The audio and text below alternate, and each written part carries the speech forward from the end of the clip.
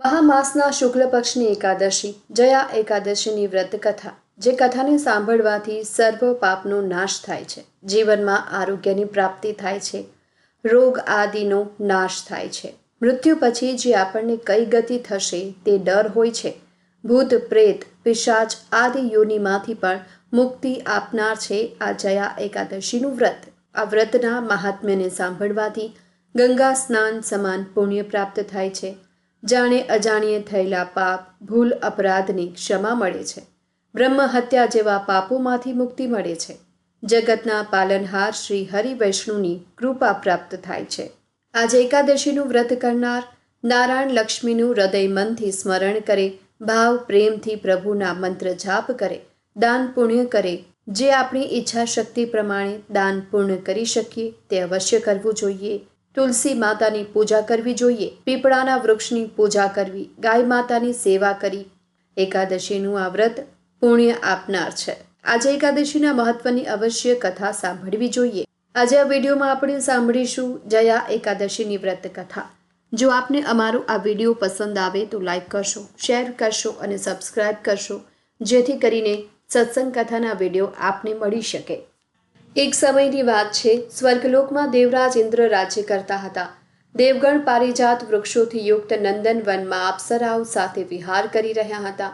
50 ગંધર્વોના નાયક દેવરાજ ઇન્દ્ર સ્વેચ્છાનુસાર વનમાં વિહાર કરતા ઘણા હર્ષ સાથે નૃત્યનું આયોજન કર્યું, જેમાં ગાંધર્વો જ્ઞાન કરી રહ્યા હતા. એમાં પુષ્પદંત, ચિત્રસેન અને તેનો પુત્ર મુખ્ય હતો. ચિત્રસેનની પત્નીનું નામ માલિની હતું. માલિનીને એક સુંદર કન્યા ઉત્પન્ન થઈ હતી. એ પુષ્પવંતીના નામથી ઓળખાતી હતી. પુષ્પદંત એક ગાંધર્વનો પુત્ર હતો અને લોકો માલ્યવાન કહેતા હતા. માલ્યવાન પુષ્પવંતીની ઉંમર આશત હતો. આ બંને પણ ઇન્દ્રના સંતોષ માટે નૃત્ય કરવા આવ્યા હતા. બંનેનું ગાન શરૂ થઈ રહ્યું હતું. તેની સાથે અપ્સરાઓ પણ હતી. પરસ્પર પ્રેમના કારણે બંને મોહને વશીભૂત થઈ ગયા, ચિત્તમાં ભૂલી ગયા. આથી તેઓ શુદ્ધ ગાન ન કરી શક્યા. ક્યારેક તાલનો ભંગ થઈ જતો, ક્યારેક ગીત બંધ થઈ જતું. ઇન્દ્રએ તેમના આ પ્રમાદ પર વિચાર કર્યો અને પોતાનું અપમાન સમજીને કોપાયમાન થઈ ગયા.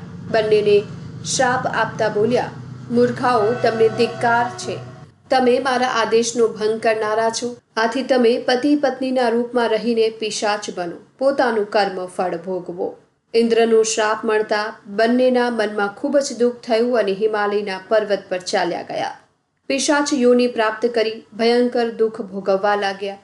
શારીરિક યાતનાથી ઉત્પન્ન થયેલા તાપથી પીડિત થઈ બંનેને પર્વતની કંદરાઓમાં ભટકતા હતા. એક દિવસ પિશાચે પોતાની પત્ની પિશાચિનીને કહ્યું, કયા પાપ કર્યા છે જેનાથી આટલી દુઃખદાયી પિશાચ યોનિ પ્રાપ્ત થઈ? પિશાચ યોનિ કરતા નરકમાં દુઃખ સહન કરવું ઉત્તમ છે. આ રીતે અનેક વિચારો કરતા કરતા પોતાના દિવસ વ્યતીત કરવા લાગ્યા. દેવી યોગથી એક દિવસ મહામાસના શુક્લ પક્ષની જયા એકાદશી નામનું વ્રત આવ્યું. આ એકાદશીએ બંનેને કંઈ પણ ભોજન ન કર્યું, કોઈ પણ પાપ કર્મ ન કર્યું. તે દિવસે માત્ર ફળ ફૂલ ખાઈ દિવસ વ્યતીત કરી પીપળાના વૃક્ષની નીચે બેસી ગયા. તે સમયે સૂર્યનારાયણ અસ્ત તરફ હતા. તે રાત્રે બંનેને ખૂબ મુશ્કેલીથી વિતાવી હતી.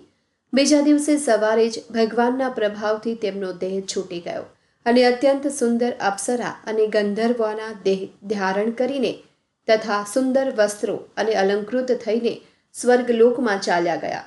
એ સમયે આકાશમાં દેવગણ તથા ગંધર્વ તેમની સ્તુતિ કરવા લાગ્યા. સ્વર્ગલોકમાં જઈને બંને દેવરાજ ઇન્દ્રને પ્રણામ કર્યા અને તેમને જોઈને બોલ્યા, તમને પહેલાના રૂપમાં જોઈને મહાન આશ્ચર્ય થયો. એમને પૂછવા લાગ્યા કે તમને તમારા યોનિથી છુટકારો કેવી રીતે મળ્યો? ત્યારે માલ્યવાન બોલ્યા કે હે ઇન્દ્રદેવ, ભગવાન વિષ્ણુના પુણ્યથી અમારી પિશાચ યોનિ છૂટી ગઈ છે. ઇન્દ્ર બોલ્યા, હે માલ્યવાન, એકાદશીનું વ્રત કરવાથી તથા વિષ્ણુના પ્રભાવથી તમે લોકો પિશાચ યોનિ છોડીને પવિત્ર થઈ ગયા અને અમારા લોકોના પણ વંદનીય થઈ ગયા છો. તમે લોકો ધન્ય છો. હવે તમે પુષ્પાવતીની સામે જઈને વિહાર કરો. હે યુધિષ્ઠિર, જયા એકાદશીના વ્રતના પ્રભાવથી સમસ્ત યોનિ નષ્ટ થઈ જાય છે. જે મનુષ્ય એકાદશીનું આ વ્રત કરે છે તેમણે તપ યજ્ઞ દાન કર્યા બરાબર ફળ પ્રાપ્ત મળે છે.